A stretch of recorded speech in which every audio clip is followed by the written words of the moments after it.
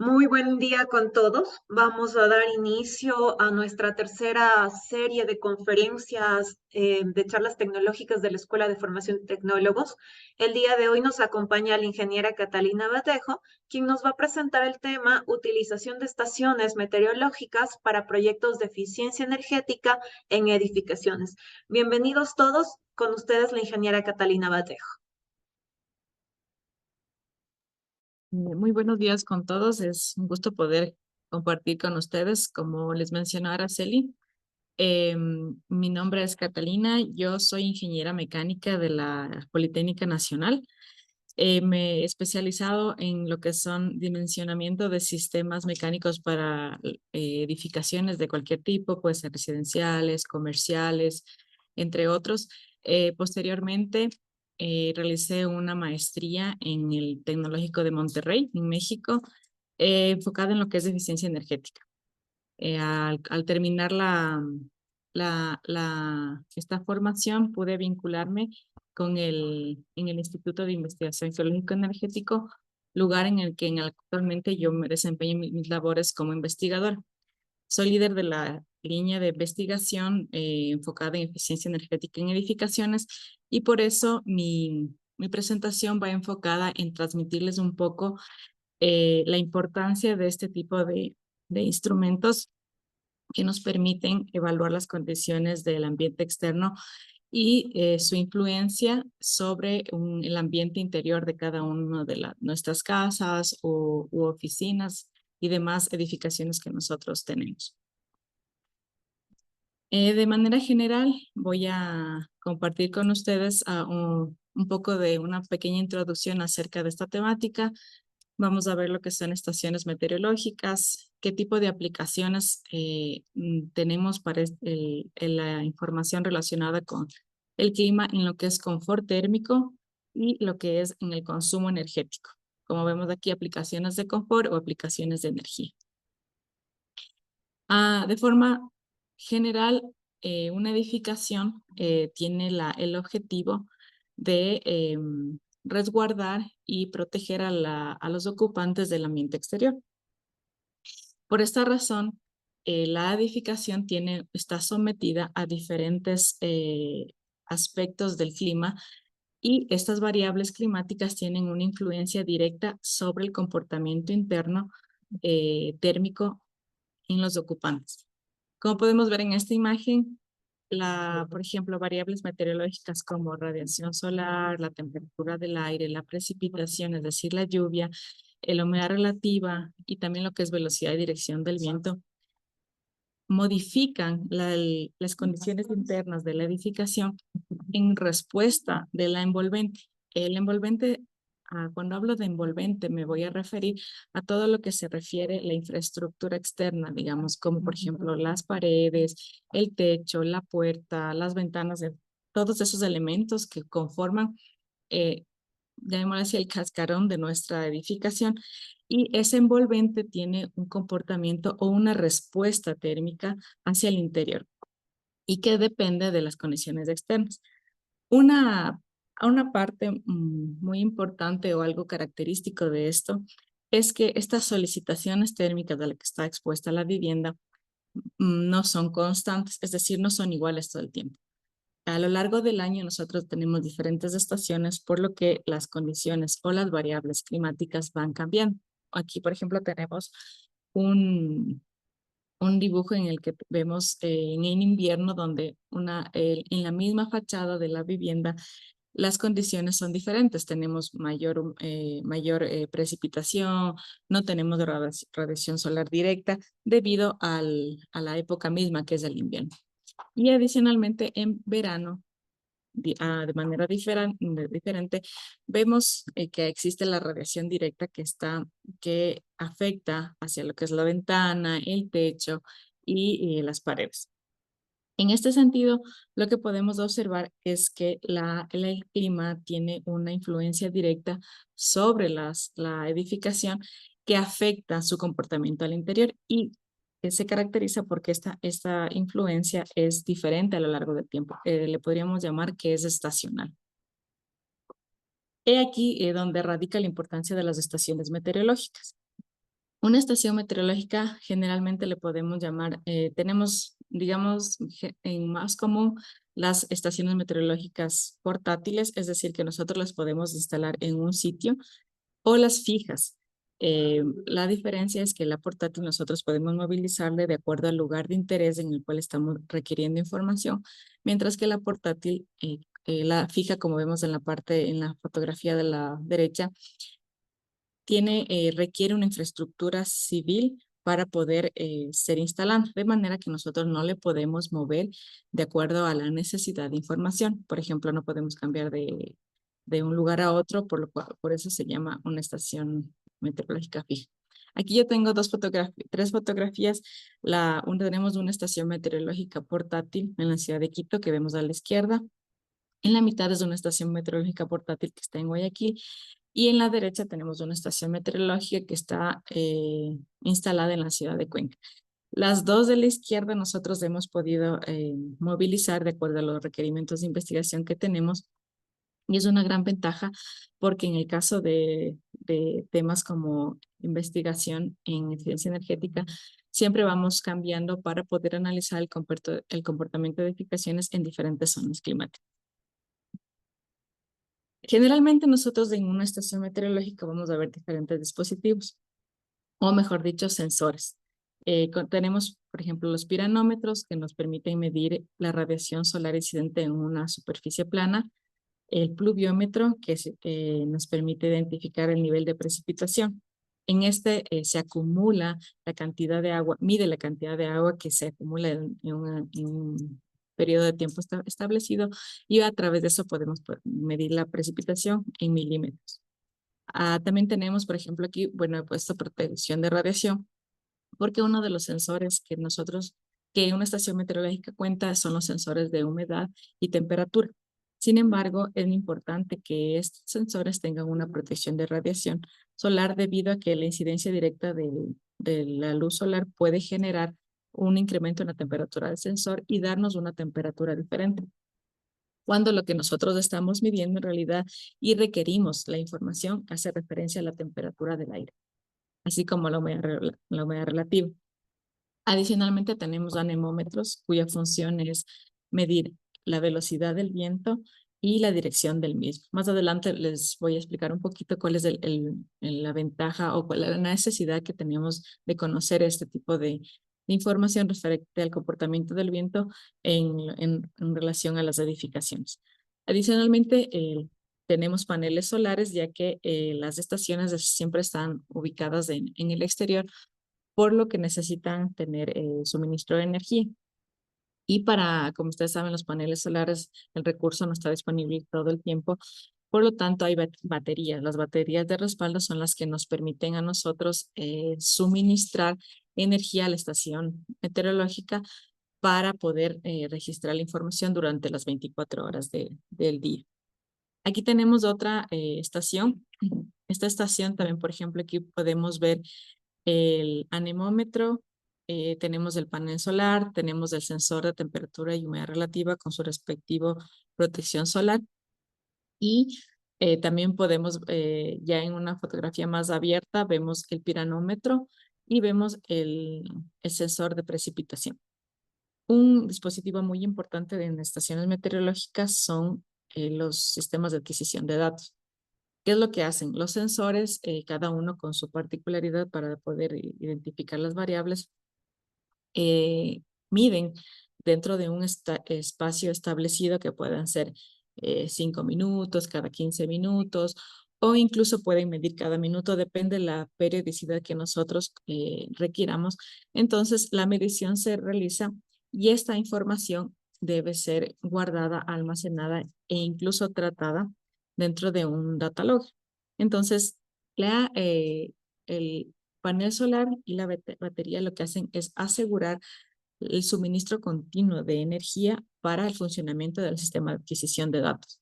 Existen adquisiciones de datos que son robustos, como podemos ver el de la fotografía de la derecha, y sistemas de adquisición de datos un poco más pequeños. Todo depende del tipo de aplicación. Si nosotros vamos a dejar la estación de manera remota, en un lugar que no tiene fácil acceso, pues los sistemas de adquisición son más robustos porque necesitan almacenar más cantidad de datos Y hay otros que podemos hacer la descarga más frecuentemente y tienen sistemas de adquisición de datos un poco más sencillos. Cuando estamos hablando de estaciones meteorológicas, es importante considerar los rangos de operación, así como su precisión. Aquí pongo una tabla en la cual tenemos información de esta estación meteorológica y, por ejemplo, en el caso de rangos de operación para un sensores de temperatura y humedad, el rango de operación nos dice en qué, por ejemplo, en el caso de humedad relativa, dice que va a funcionar, que este sensor nos da información entre 0 y 100% de humedad relativa y que opera entre 80 a 60 grados centígrados, lo cual es adecuado dadas las condiciones climáticas que nosotros tenemos. La precisión nos marca, por ejemplo, el tipo de error que puede tener. Y en el caso de humedad relativa tenemos, por ejemplo, el 1% cuando estamos hablando de unidades relativas entre el 0 y el 90 y de más o menos 1,7 cuando son humedades relativas mayores al 90%. La precisión para el rango de operación para la velocidad del aire y la dirección del viento nos habla en metros por segundo, mientras que para la dirección nos dice que tiene un rango de operación en toda la circunferencia, ¿no? Las direcciones. También nos da la precisión en metros por segundo y como podemos ver en este caso tenemos una particularidad que la precisión varía de acuerdo a la velocidad del viento. Por ejemplo, para velocidades bajas la precisión es más alta, pero cuando la velocidad del viento es mayor a 10 metros por segundo, su precisión es diferente. En el caso también tenemos sensores de presión barométrica. No les mencionaba anteriormente porque los sensores de presión barométrica generalmente están en la parte interna del data logger y no es un sensor que está expuesto como en el caso de los otros sensores adicionales. Esto nos da precisión en hectopascales. Esto puede diferir de acuerdo al tipo de estación que manejemos. Sin embargo, hectopascales es lo que generalmente utilizamos y adicionalmente tenemos el piranómetro. El piranómetro, como les comenté, nos mide la radiación solar que se incide sobre una superficie plana. Y los piranómetros hay de diferentes clases, ¿no? La primera clase, las clases están relacionadas con la precisión que pueden tener este tipo de sensores. Y en el de primera clase, digamos, es la mejor que pueden tener para poder recopilar información. Y adicionalmente tenemos el sistema de adquisición de datos cuyas características son más por la parte electrónica, ¿no? Para poder almacenar, tipo de entrada y salida de voltaje, entrada de voltaje, perdón, entre otros. Generalmente la mayoría de las estaciones meteorológicas tienen su propio sistema o software para descargar información, como es en el caso de esta es la estación meteorológica que teníamos antes, me parece que es, a ver, sí, es esta es una Davis Vantage Pro, es la de la foto izquierda. Esta estación meteorológica, todos los sensores se instalan en la parte exterior y nosotros tenemos una consola de datos en la cual podemos ver la información, los datos, las condiciones reales en ese momento. Sin embargo, la consola también tiene la capacidad de registrar los datos, de almacenarlos y mediante una conexión a través de un dispositivo a la computadora, en este caso es la conexión USB, nosotros podemos descargarnos la información. Esta información esa descarga se hace a través de un software que se llama WeatherLink y como podemos ver aquí, tenemos los softwares tienen la capacidad de mostrarnos estadísticas, de generarnos los trazados de los datos y demás. Sin embargo, para las aplicaciones que nosotros utilizamos, lo que nosotros hacemos es descargar la información de las consolas y procesamos esta información. Digamos, por ponerles un ejemplo, nosotros estamos monitoreando las condiciones climáticas de 6 meses o un mes. Y nosotros hacemos un monitoreo generalmente de entre 15 y 5 minutos como periodo mínimo. Y al menos tenemos 4 variables que serían la temperatura, la humedad, la radiación y, digamos, la velocidad del viento. Hablamos de 4 variables que son registradas cada 15 o 5 minutos durante un periodo de 6 meses, digamos, como mínimo. Realmente lo ideal es tener información anual para poder observar los efectos de la estacionalidad. Al tener esta cantidad alta de información, el procesamiento de datos sí se requiere realizar en programas como estadísticos, como es el caso de RStudio, que es la herramienta de libre acceso que nosotros manejamos. También se puede hacer procesamiento de datos en Excel, pero esto nos permite poder identificar diferentes procedimientos que deben seguirse para poder analizar la información. Por el mismo hecho de que las estaciones no tienen un recurso continuo de, de energía, hay veces que tenemos fallos con lo que son los paneles, a veces la batería ya no está funcionando. Existen eventos en los cuales la información no se guarda. Entonces, para poder hacer válida los datos que tenemos, nosotros hacemos diferentes tipos de procesamientos de información, como puede ser relleno de datos, eliminación de datos atípicos, diferentes cosas que nos permiten asegurar que la información que tenemos es adecuada para los análisis que hacemos. Entonces, este tipo de análisis se hacen con herramientas como Excel. Sin embargo, cuando estamos hablando de datos masivos, que pueden ser de 2, 3, 4 años, ya utilizamos herramientas como el RStudio, que nos genera este tipo de gráficos. Por ejemplo, cosas que podemos evaluar de manera general son rangos de temperatura. Este es el caso de Quito, digamos, tenemos entre 8 y 24 grados, tenemos valores máximos en velocidad del viento de 12 metros por segundo, vemos que tenemos un rango de humedad en el periodo de entre 40 y el 100%, es decir, que estábamos en una época lluviosa porque sí tenemos el 100%, y se ve, por ejemplo, mayores cantidad de radiación solar de 900 vatios sobre metro cuadrado en horas específicas del mediodía. Entonces, este es un tipo de procesamiento general que nosotros podemos realizar para poder caracterizar el clima de una localización específica.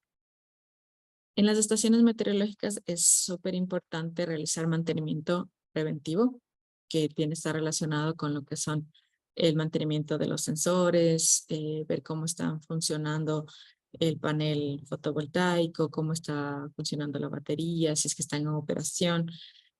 También hay que hacer calibraciones con Hay eventos, por ejemplo, en que tuvimos un caso que una estación estaba conectada a la red porque la batería no tenía un buen funcionamiento y eventos de apagones hace que las consolas se puedan descalibrar. Entonces, estos son mantenimientos que permiten, que garantizan que la toma de datos sea continua y no tengamos grandes lapsos de datos como un mes o 2 meses que no se registra la información, que eso sí, ya es muy complicado hacer relleno. La visita periódica para la revisión y descarga de información es también importante porque hay veces que los data loggers o los sistemas de adquisición tienen memorias limitadas. Entonces, generalmente lo que se hace es se programa la opción para que si ya se acabó la memoria comience a sobreescribirse. Y ese evento hace que se pierda información si es que no se hace una descarga de datos continua. Y también el cambio periódico de baterías para poder asegurar la continuidad de la información. Entonces, como ven, los mantenimientos preventivos que se hacen o lo que generalmente se espera es para asegurar que la información es recopilada de manera correcta y adicionalmente que no se pierda la información, es decir, tener información de calidad y con el menor cantidad de eventos de pérdida de estos datos, que son importantes, ya que no es algo que nosotros podamos volver a medir. ¿Me explico? O sea, las condiciones climatológicas de hoy no se pueden volver a tener información. Por lo tanto, esa es la importancia de garantizar el registro continuo de información. En cuanto a las aplicaciones, yo me quiero enfocar en cómo este tema de la parte meteorológica influye en las edificaciones. Voy a enfocarme en edificaciones de uso comercial o como oficinas y en edificaciones también en la parte y en una vivienda. Lo que vamos a ver aquí en esta parte está relacionado con edificaciones de ventilación natural. ¿Qué es ventilación natural? Son aquellas en las cuales no cuentan con sistemas para modificar las condiciones térmicas internas, es decir, no hay aire acondicionado ni tampoco hay sistemas de calefacción. Este estudio que les muestro corresponde a una oficina que está localizada aquí en la ciudad de Quito, y el objetivo de lo que hacemos es evaluar el confort térmico al interior de esta oficina. Lo importante de esto es que, ¿por qué evaluamos el confort térmico? Porque es uno de los objetivos para los cuales las viviendas están diseñadas, para brindar, para que los ocupantes se sientan satisfechos al interior de la misma. Esta edificación se encuentra en el norte de Quito. Nosotros hicimos un estudio para evaluar una oficina que está localizada en el 6º piso. En primera instancia, lo que nosotros analizamos es cómo se caracteriza el clima de esta ciudad. Un ejemplo es, tenemos los datos meteorológicos en estos gráficos y tenemos en barra negra lo que son la temperatura externa, y para los dos gráficos y con puntos lo que es en el caso del gráfico superior, la precipitación, y en el gráfico de la parte inferior, lo que es la radiación solar. A través de estos valores promedios mensuales, podemos identificar que hay una época que es seca, porque los niveles de precipitaciones son muy bajos, y adicionalmente una época, digamos, caliente o cálida, porque son los que vemos aquí, los de mayores temperaturas y adicionalmente mayor rango de radiación solar. Entonces esto nos permite más o menos identificar cuáles son los meses de estacionalidad. Porque dentro de los estudios hay veces, como les digo, no tenemos la información continua. Entonces, en eficiencia se nos establece que al menos debes de analizar unos meses en la época, digamos, más caliente y unos meses en la época más fría, de acuerdo a cómo se comporta en el año.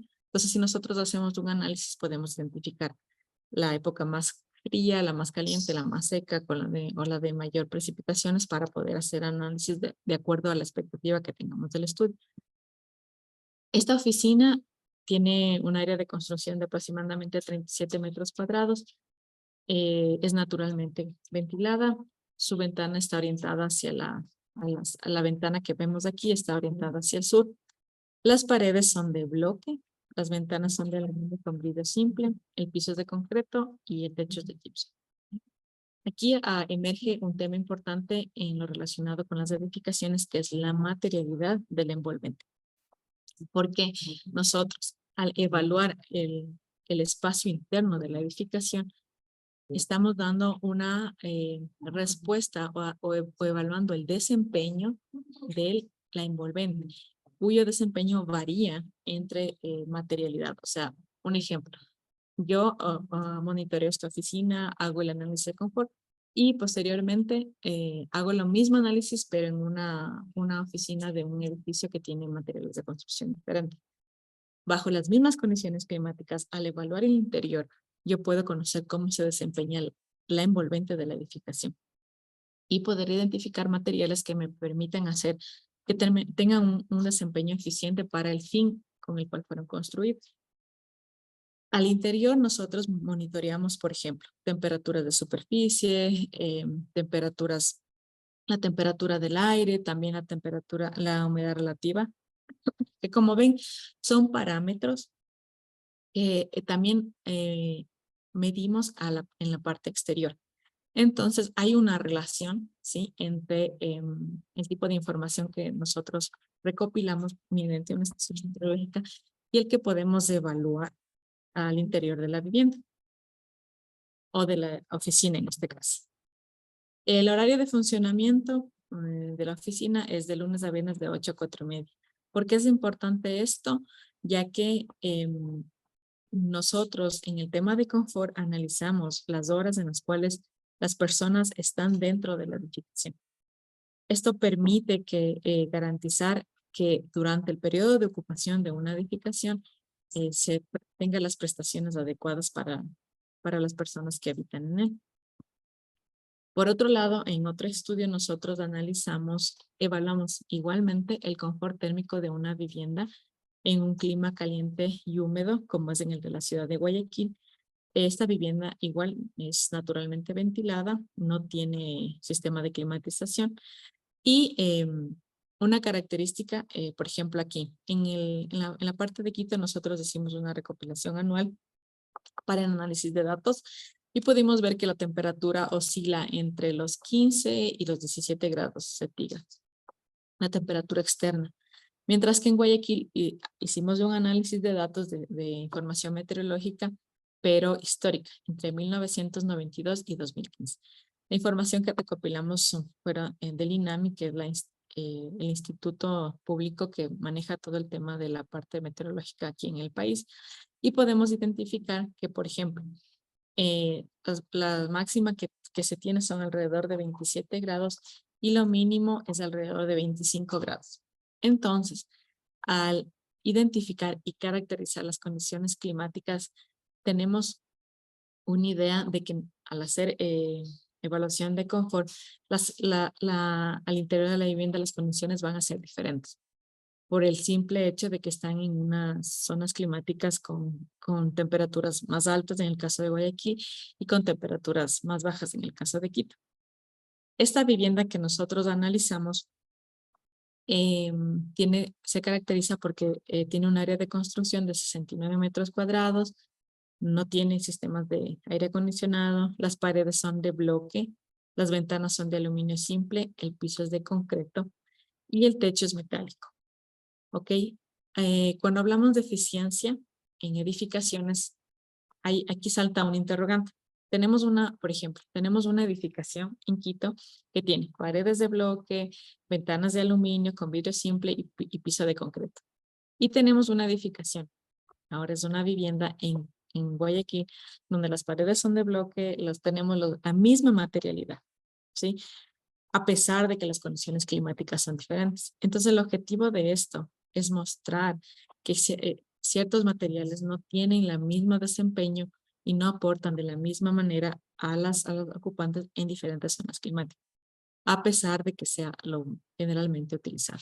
Y he remarcado aquí el techo metálico porque uno de los elementos que genera mayor cantidad de cargas térmicas al interior de un espacio es el techo, ya que es una superficie que al ser plana, básicamente es plana con ciertas inclinaciones, está sometida a la radiación solar la mayor cantidad del tiempo. No es lo mismo una pared.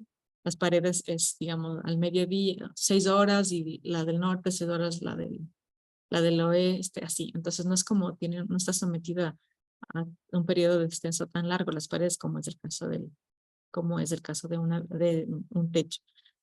Le puse funcionamiento, pero en realidad es una ocupación. ¿Cómo está ocupada esta vivienda? Esta vivienda tiene 3 personas y estas personas se encuentran desde las 7 de la noche hasta las 7 de la mañana, ahí están las 3 personas, a partir de las 7 de la mañana hasta las 11 solo hay una, y desde las 11 de la mañana hasta las 7 de la noche está desocupada.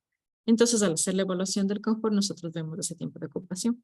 Y los domingos la vivienda está ocupada por todo el 100%. Para nosotros evaluar la parte de confort, existen 2 modelos ampliamente utilizados dependiendo de la normativa. Tenemos a la izquierda la normativa americana que define ASRAE y a la derecha la normativa europea que tiene que ver con la norma 15251. En estas nosotros podemos ver aquí que para evaluar, este es un rango, ¿sí? Es un rango de confort. Tenemos diferentes, estos son los límites, podemos ver aquí los límites del rango de confort, es decir, es los límites en los cuales deberían presentar los valores de la temperatura interna de la vivienda. Y se definen en función de ¿qué? De la temperatura media mensual externa, ¿de acuerdo? Entonces aquí viene nuevamente la importancia de la medición o del registro de información meteorológica. Por otro lado, en la parte europea, en la norma europea, también tenemos lo mismo. Esta es la temperatura interna de la edificación que está en función de la temperatura externa. Aquí son diferentes, digamos, aquí es la media externa, aquí es una ponderada. Sin embargo, es el análisis, básicamente es el análisis del comportamiento de la temperatura externa, o sea, los valores de la temperatura externa del aire, la que nos dice cuáles son los rangos de confort en los cuales debería estar al interior de la vivienda para que las personas se sientan térmicamente satisfechas. Nosotros, el análisis que realizamos está enfocado con la norma europea, porque la norma europea es un poco más flexible para edificaciones con ventilación natural. En la norma, por ejemplo, americana, tenemos límites de aceptación. Es decir, si quieres que el 80% del tiempo o de las personas se sientan en confort, pues los rangos son más amplios. Por ejemplo, para el caso de 15 grados centígrados de afuera, podría estar entre 26 y 17 grados aproximadamente. Es un rango de confort más amplio. En el caso de las edificaciones de la norma europea, tienen diferentes categorías y nos da el límite superior y el límite inferior. En la norma ARRAE también tenemos el límite superior e inferior, pero únicamente está definido de esta manera, ¿sí? En la norma europea tenemos el límite superior que nos da, por ejemplo, para la categoría 3 y el límite inferior que nos da también para la categoría 3. Como podemos ver, la categoría 3 es la que tiene un rango de confort más amplio y se aplica, por ejemplo, para el caso de oficinas o viviendas. Eh, Cuando se habla de lugares o edificaciones que requieren una mayor exigencia en cuanto a que las personas se sientan confortables, como es el caso de hospitales o lugares donde hay cuidado de personas de la tercera edad, las especificaciones son más restringidas. En el caso de ARRAE, por ejemplo, la zona azul que vemos es más pequeña, es decir, es más exigente, y para el caso de la norma europea es la categoría 1.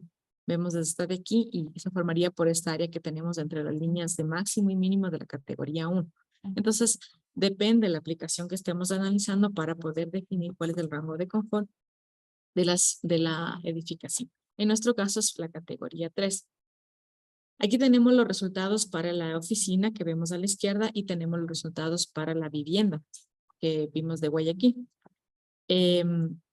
Aquí en líneas punteadas vemos los límites, ¿sí?, de confort, de la temperatura de confort, o sea, digamos el rango de confort en el cual debería estar la temperatura interna de la vivienda para decir que hay confort. En este nosotros evaluamos un rango diario, este es un rango promedio del día y podemos ver que la temperatura promedio está dentro del rango de confort en la mayoría parte del tiempo. Sin embargo, entre las 3 de la mañana y las 6 de la mañana, la temperatura está bajo el límite inferior, es decir, que está frío dentro de la oficina. Ahora, en el caso de la vivienda, nosotros tenemos la temperatura al interior de la vivienda es la que tenemos en azul. Los límites máximos son los que tenemos en negro para la norma europea y los límites máximos para la norma ARRAE es la línea roja.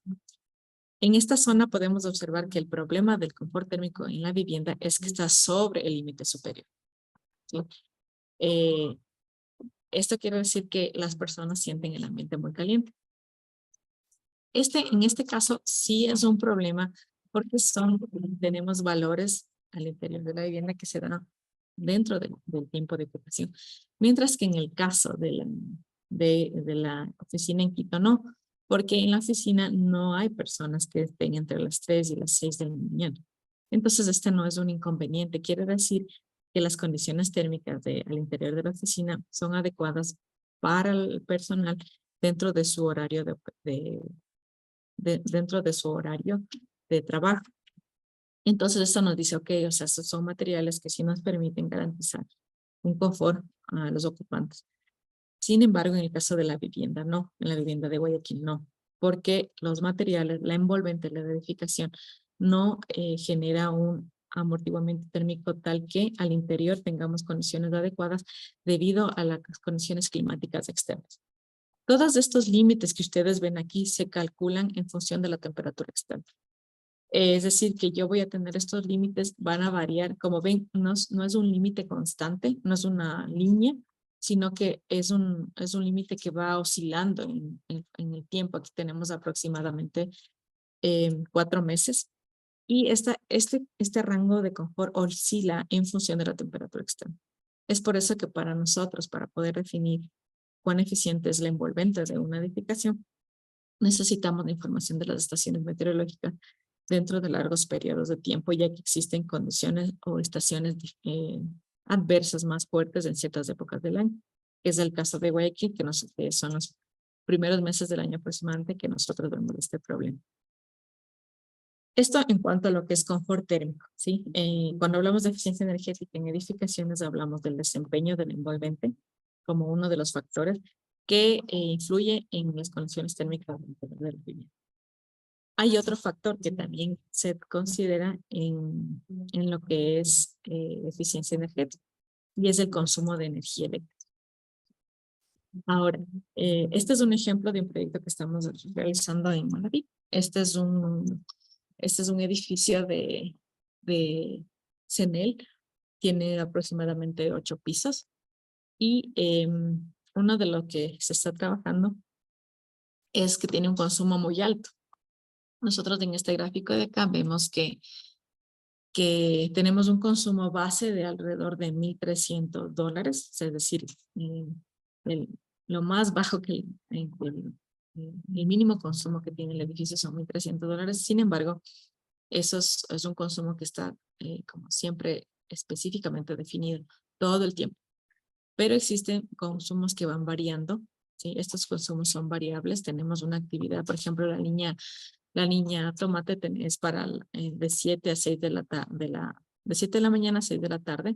Tenemos este consumo y también tenemos consumos relacionados con diferentes ocupaciones del edificio. Aproximadamente podemos hablar que este edificio utiliza o paga $5,200 al mes en promedio, unas épocas más y otras épocas menos, depende de la estacionalidad, que paga por el servicio eléctrico, ¿ya?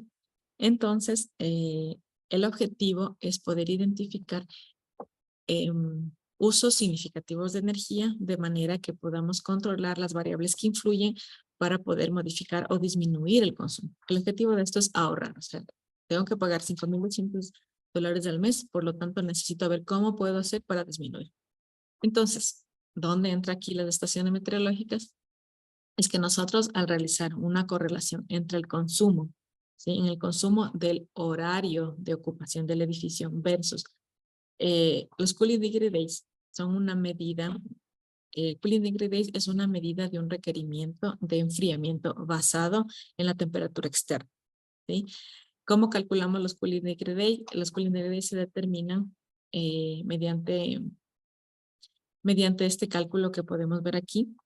Lo que nosotros hacemos es determinar una temperatura promedio diaria, o sea, es decir, es la diferencia entre la temperatura máxima y la temperatura mínima de ese día, dividido para 2, y una temperatura base que establece la normativa vigente. Esta temperatura media es la que nos ayuda a determinar cuál es la demanda que tiene el edificio para el enfriamiento. Entonces, nosotros al hacer una correlación entre esta variable que es básicamente una variable meteorológica volcada hacia al requerimiento de enfriamiento, podemos ver que hay una correlación alta. Más o menos, este es un modelo súper rápido que se hizo. Más o menos hay una correlación. Aquí podemos llamarle como una correlación media sobre el 0.7 del coeficiente de R cuadrado. Hablamos de una correlación alta. Entonces, esto nos da una idea. ¿Qué es lo que nos dice esto? Que a medida que aumenta la temperatura exterior, aumenta el requerimiento energético, ¿sí? Hay edificaciones que vemos plano y quiere decir que esto nos dice que el clima tiene una influencia directa en el consumo eléctrico. Entonces, esto nos lleva a identificar que el sistema de climatización es uno de los usos significativos de energía dentro del edificio. Y que si que nosotros actuamos para disminuir esto o disminuir el consumo, vemos oportunidades de mejora, vamos a disminuir la cantidad de dinero que se utiliza al mes para poder en el servicio eléctrico. Entonces, estos son análisis que también se hacen a partir del tema del clima. Adicionalmente, como parte de sistemas de gestión de energía, nosotros necesitamos predecir. Aquí tenemos, por ejemplo, el consumo anual, el consumo mensual durante el 2021. Desde octubre del 2021 hasta septiembre del 2022, tenemos la energía activa que se llama y el consumo estimado. Esta estimación, o sea, no es exacta. El objetivo no era mostrarles algo exacto, sino mostrarles que aquí tenemos una tendencia. Se ve una tendencia que se genera con un consumo estimado. Y este consumo estimado simplemente lo sacamos de la correlación de esta ecuación, que es que es cuánta energía me consume el edificio en función de la variación de la temperatura externa. Es la correlación más sencilla que nosotros tenemos para poder hacer una estimación. Si nosotros llegamos a correlaciones de 0.9, 0.95, generalmente está estimado, es muy cercano a la energía real consumida. Lo que nos dice esto, al no tener, tenemos un seguimiento tendencial, ¿sí? Nos dice, la climatización, el sistema de climatización es importante, tiene una injerencia, sin embargo, hay parámetros adicionales a las condiciones climáticas que influyen sobre el consumo. Entonces, esto también nos permite identificar oportunidades de mejora, como una aplicación del seguimiento y registro del clima en la localidad. Otro ejemplo que yo les quería mostrar de manera, esto es para algo específico, ¿no? Es específicamente este edificio. Ahora les voy a indicar un análisis que se hizo para todo el sector residencial de las Islas Galápagos. Entonces, digamos, estamos en la isla San Cristóbal. En esta tenemos 3 principales parroquias, que es el Progreso, Puerto Vaquerizo Moreno y la isla Santa María Floriana. En la parte izquierda tenemos el consumo energético, el consumo eléctrico mensual promedio, ¿sí? Para el sector residencial. Y en línea entrecortada tenemos el Polynegrade, que era nuevamente lo que decía, es la variación de la temperatura exterior transformada a un requerimiento de enfriamiento. Y podemos ver que hay una tendencia, ¿no? Sí, hay una tendencia principalmente, por ejemplo, de la parroquia el Progreso y de la parroquia Puerto Vaquerizo. Esta tendencia, al hacer una correlación lineal, podemos observar estas ecuaciones. Y si yo hago la correlación entre la energía y la demanda, el cooling degree day, vemos que para el caso de la parroquia El Progreso, la correlación es fuerte porque tenemos un ecuador de 0.8. Quiere decir que hay una alta influencia, la influencia del clima sobre el consumo de esta parroquia es mucho mayor que para la parroquia de la isla Floriana. ¿Sí? Porque aquí vemos una correlación media desde su 0.5. Entonces, eso nos da una luz aparte de este tipo de análisis. Podemos ver que en el caso del Progreso, el coeficiente es mucho más grande. Digamos, en el caso de Puerto Vaquerizo Moreno, el coeficiente que afecta, que te da la energía en función del cooling degree es mayor que en el caso de 0.49, mientras que en el caso del Progreso es de 0.23. Esto nos indica que la influencia, o sea, es más fuerte por cada variación de la temperatura externa, por cada incremento, el consumo es más grande. ¿Sí? Entonces, también, aparte de la influencia que es alta, nos dice el nivel de impacto, ¿no? Es mayor es la cantidad de energía que tú utilizas. Si aumenta 1 grado centígrado en la parroquia de Puerto Vaquerizo que en relación al Progreso. Por ejemplo, son análisis que también nos pueden dar. Aquí yo tengo un ejemplo de la isla Isabela y vemos aquí, a simple vista, podríamos decir que Isla Isabela no tiene una correlación. O sea, es casi constante, ven la variación, es casi constante, no hay una variación considerable en el consumo de energía. Sin embargo, en función en relación con el cooling degree que tenemos en la línea entrecortada, sin embargo, si nosotros hacemos el análisis de correlación, tenemos una correlación alta. Esto nos permite a nosotros identificar si el clima es una variable influyente en el consumo eléctrico o no lo es. Y desde ahí partimos para un análisis de eficiencia energética. Decimos, ok, sí, tenemos una correlación alta, tenemos influencia del clima, ok, algo está pasando con los aires acondicionados. Podemos actuar sobre los aires acondicionados, podemos mejorar tecnologías, podemos mejorar el funcionamiento, aumentar mantenimiento. Entonces, esto nos da una directriz hacia dónde ir. Entonces, estos son los tipos de análisis que nosotros generalmente hacemos en cuanto a eficiencia energética y que nos enfocamos y por qué es importante para nosotros manejar el tema de estaciones meteorológicas.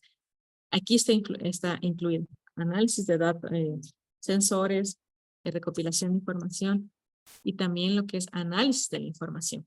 Porque al ser información robusta, al ser información de años y años histórica, cuando queremos descubrir ciertos eventos típicos en el tiempo, nos requiere interpretar el sensor, asegurar que la información que nosotros recopilamos es adecuada, es confiable, que la información es confiable, ver que no haya pérdida de datos, ver que la precisión sea adecuada.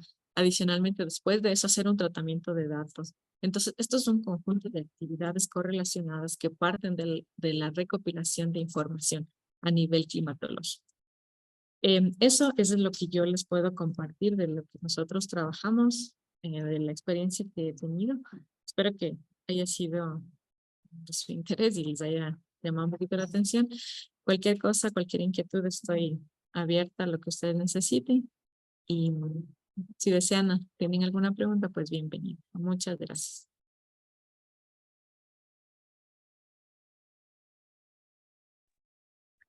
Chicos, ¿alguna pregunta quizás? ¿Alguna duda?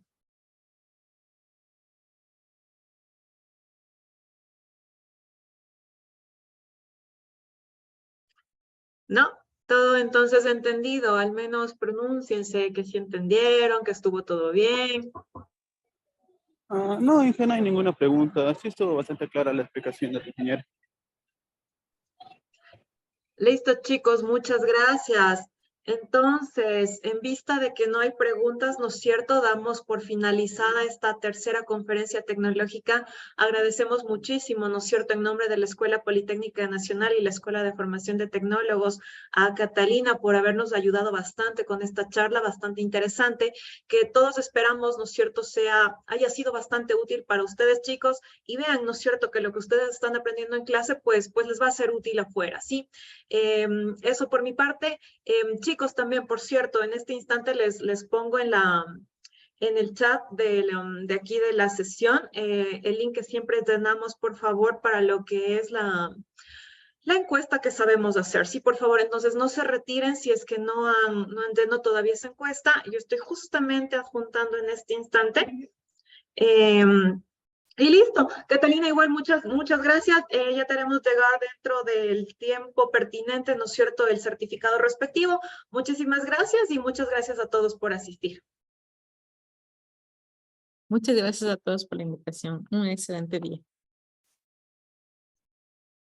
Un buen día con todos.